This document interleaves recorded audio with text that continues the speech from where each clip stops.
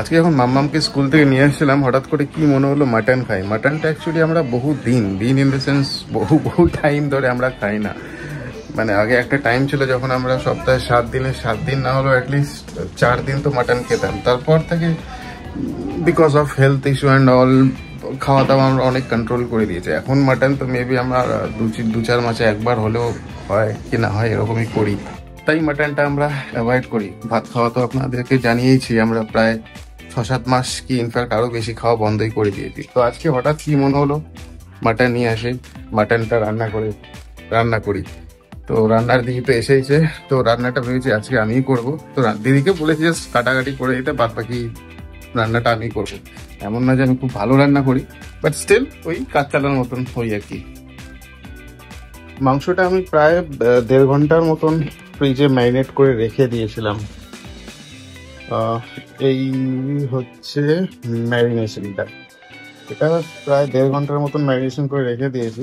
Special কিছুই না, প্রথমে ওই মাটনটাকে ওই সর্ষের তেল আর টক দই দিয়ে অনেকক্ষণ ধরে মেখে করে রেখে দিয়েছিলাম। তারপর যা দেওয়া হয় ওই নুন, হলুদ, লঙ্কার গুঁড়ো, জিঞ্জার গার্লিক পেস্ট দিয়ে ভালো করে অনেকক্ষণ ধরে ম্যারিনেশন মাখিয়ে আমি ফ্রিজে 1.5 ঘন্টার মতন রেখে দিয়েছিলাম। আর হ্যাঁ, স্পেশালি এর মধ্যে 2টো গোটা রসুন আমি ভেতরে ঢুকিয়ে রেখেছি। এখন অনেকে হয়তো গোটা রসুন খায় না, কিন্তু আমার খেতে খুব ভালো লাগে। মানে গোটা রসুনটা যখন অনেকক্ষণ ধরে মশলার সাথে ম্যারিনেট হয়ে সেদ্ধ হয়, তখন ওই সেদ্ধ রসুনটা আমার খেতে খুব ভালো লাগে। এখন আমি জানি না অনেকে কেউ খেয়েছে কিনা, ট্রাই করে দেখতে পারেন, আমার মনে হয় না আপনাদের খারাপ লাগবে। সাথে কিছু পেঁয়াজ কুচি আছে, টমেটো আছে, আর আলুটা রান্না করে রাখা আছে, সেটা আমরা ফ্রাই করব ফার্স্টে। এই প্রেসার কুকারে রান্না করব। আর এগুলো হচ্ছে কিছু মশলা যেটা আমি ফোড়ন দেই সর্ষের তেলে, যেমন তেজপাতা, এলাচ, লবঙ্গ, গোলমরিচ আর কাশ্মীরি লাল মির্চের শুকনো লঙ্কা, আর জাস্ট বড় বড় আলু। প্রেসার কুকার গরম হয়ে গেছে, এখন একটু দেব সর্ষের তেল। সর্ষের তেল দিয়ে ওয়েট করব তেলটা গরম হওয়ার অবধি। তেল দেখছেন গরম হয়ে গিয়েছে, ফ্লেমটা কমিয়ে দিলাম। এখন এর মধ্যে দেব আমি এই মশলাগুলো, ফোড়ন একসাথে সব দিয়ে দেব। এই মশলাগুলো একসাথে ফোড়ন দিয়ে দেবো, কিছুক্ষণ থাক, কিছু সেকেন্ড ফোড়নটা দিয়ে তারপরে আমি আলুটা ছেড়ে দেবো। হয়ে গেছে, ফ্লেমটা কমিয়ে দিলাম। এখন আমি এক এক করে আলু দিয়ে দেবো। আলুটা দিয়ে অনেকক্ষণ ধরে নাড়াবো, যতক্ষণ একটা গোল্ডেন একটা যতক্ষণ কালার আছে। হালকা লাল লাল হয়েছে, আমি এখন দিয়ে দেবো একটু টমেটো, কারণ টমেটোটা সেদ্ধ হতে একটু সময় লাগে, তাই টমেটোটা দিয়ে দেবো। তারপরে দেবো পেঁয়াজ।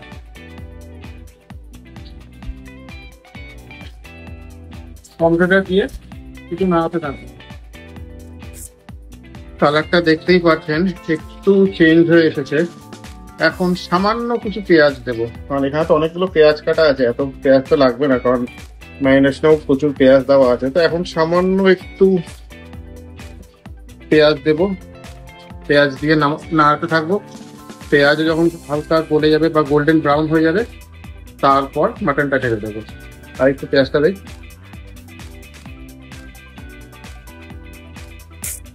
ব্যাস, আর পেঁয়াজ দেবো না। এবার আমি নাড়াতে থাকবো হাতা দিয়ে। আপনারা দেখছেন আলুটা কিন্তু অনেকটা লাল হয়ে এসছে এবং পেঁয়াজগুলো প্রায় অনেকটা ফ্রাই হয়ে এসেছে। এই পয়েন্টে অনেকে ঘি দেয়, ঘি দিলে টেস্টটা একটু ভালো হয়, বাট আমি ঘি দিচ্ছি না, কারণ এক তো মাটন খাচ্ছি, যেটা আমি নিয়মটা ভঙ্গ করছি, তারপরে আবার যদি ঘি দেই তো সেটা ঠিক হবে না। তো যাই হোক, আমি আর কিছুক্ষণ মানে ফ্রাই করে তারপরে আমি মাটনটা দিয়ে দেবো।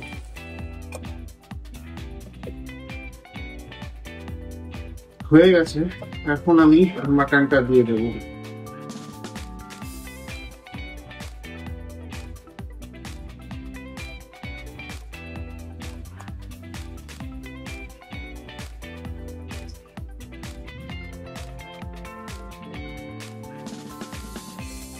অল্পই মাংস নিয়ে এসেছিলাম, তাই ভাবলাম যে ছোট প্রেসার কুকারেই করি, কিন্তু এখন মনে হচ্ছে বড় প্রেসার কুকারটা নিলে ভালো হতো, কারণ আলু দিয়ে অনেকটা কোয়ান্টিটি বেড়ে গেছে, ঝোলের মনে হচ্ছে না সেভাবে কোনো জায়গা হবে।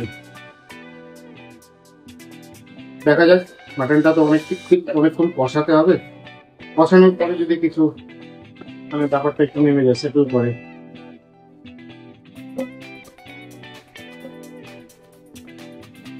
এই যে বাটিটা দেখছেন, এই বাটিতে প্রচুর মশলা আছে। এই মশলাটা পরে আমি গরম জল দিয়ে ধুয়ে সেই জলটা ঝোলে মানে দিয়ে দেবো প্রেশার কুকারে, সেটা ঝোল হবে পরে,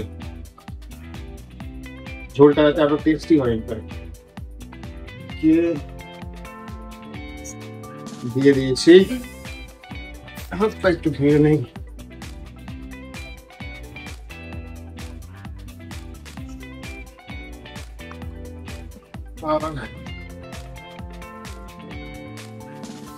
ফ্লেমটা হাই করে মাংসটা নাড়াতে থাকতে হবে।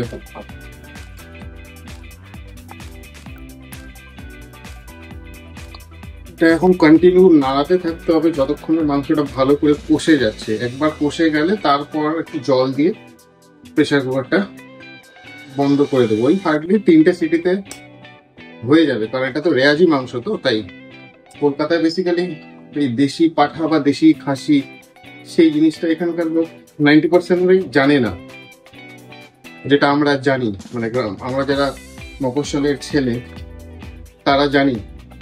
তো যাই হোক, রেয়াজি এটা 2 থেকে 3টে সিটিতেই হয়ে বলে যাবে। ঠিক আছে, আমি এটা একটু কষিয়ে নিই, তারপর আবার ব্যাক করছি।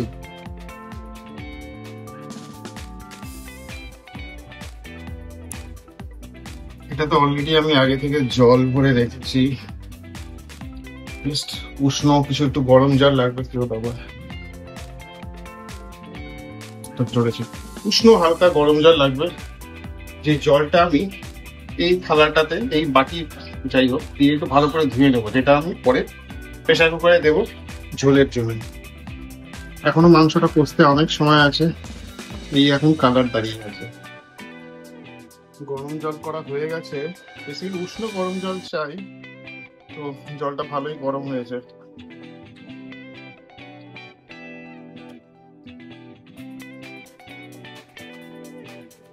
এই জলটা একটু ঠান্ডা হলে পুরো সাইডে যে মশলা লেগে আছে ওটা কাচিয়ে আমি জলে ধুয়ে নেবো। অনেকক্ষণ ধরে নাড়িয়ে নাড়িয়ে কষিয়ে নিয়েছি, একটু ড্রাইও হয়ে এসছে, তাই এখান থেকে জল নিয়ে ব্যাপারটাকে একটু অ্যাডজাস্ট করে দেবো, তারপরে আবার কষাবো।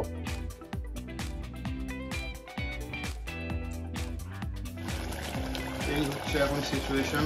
আরো ভাবছি যে আরো 10-15 মিনিট একটু নাড়িয়ে তারপরে প্রেসার করে ঢাকনাটা লাগিয়ে দেবো।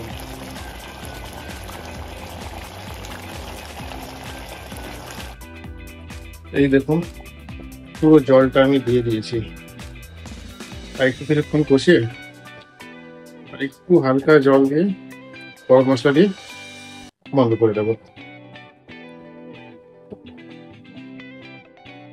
এটা হচ্ছে মাংসের সাথে যেটা এক্সেস ফ্যাট ছিল, চর্বি যেটা, সেটা আমি ম্যারিনেশন করে আলাদা করে রেখে দিয়েছিলাম, সেটা আমি কষাইনি, কারণ কষালে হয়তো গলে যেত। আর কলকাতায় তো সব রেয়াজি চলে এখানে, তো এদিকে মাংস কম, সব চর্বিতেই ভর্তি থাকে, তাই চর্বিটা আমি সবার শেষে প্রেসার কুকারে ঢাকনা লাগানোর আগে দিয়ে তারপর বন্ধ করে দেবো।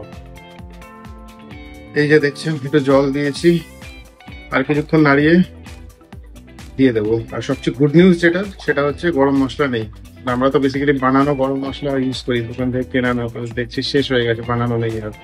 ঠিক আছে, গরম মশলা ছাড়াই করা যাবে। ঠিক আছে, এখন আমি চর্বিটা দিয়ে বন্ধ করে দেবো।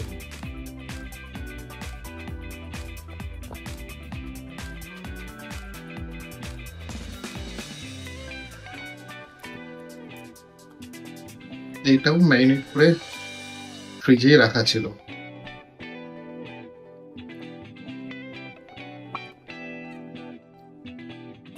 হয়ে গেছে, নুন টুন চেক করে নিয়েছি, প্রেসার কুকারটা আমি এখন বন্ধ করে দিচ্ছি। 2 থেকে 3টে সিটি অব্দি ওয়েট করবো, তারপরেই ব্যাস হয়ে যাবে।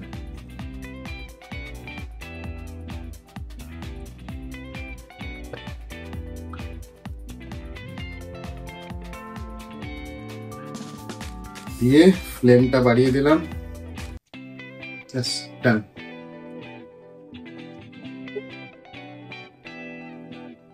তিনটে সিটি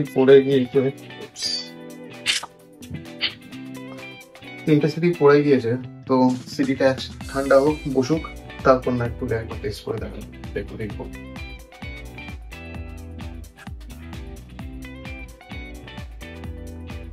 ঠিক আছে, let's see what is cooking. তিনটে সিটি অনেকক্ষণ আগেই পড়ে গিয়েছিল, বন্ধ করে দিয়েছি, তো সেটল।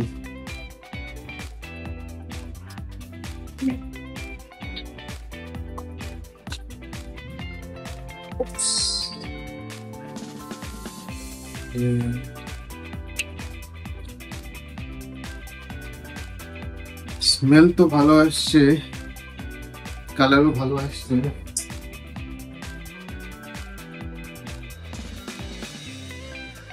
দেখাই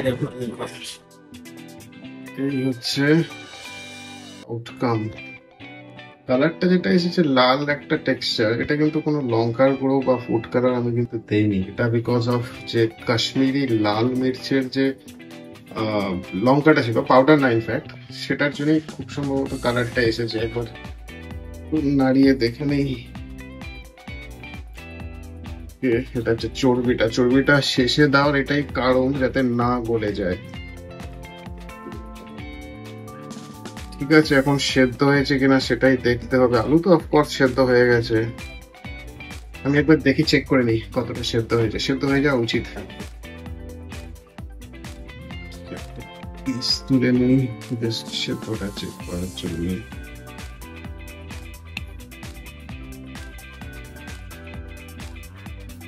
ভেরি গুড, অনেক যথেষ্ট সেদ্ধ হয়েছে। পরে গেল একটা পিস।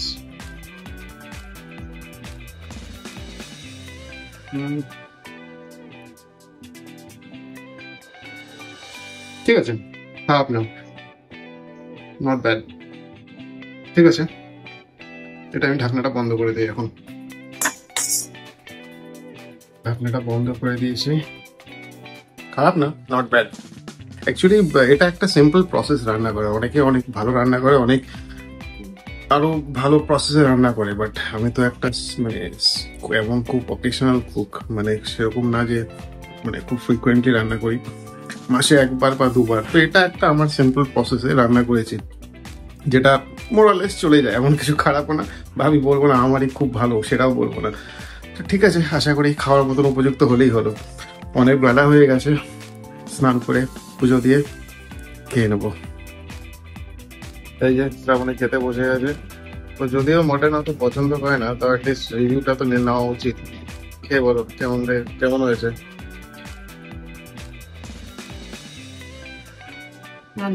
ভালো? এটা কি তোমার ক্যামেরার জন্য তুমি বলে ভালো, না অ্যাকচুয়ালি ভালো? তুমি তো ভালোই রান্না করো। আমি ভালো রান্না করি না। মাটনটা ভালোই রান্না করো, মাটনের খুবই ভালো হয়েছে। একটা রিচও হয়নি। না, রিচ তো না, ওটাই বানিয়েছি। এমন কথা যে ক্যামেরার জন্য না না। ঠিক আছে, ভালো, accepted, thank you. Sorry ass DJ.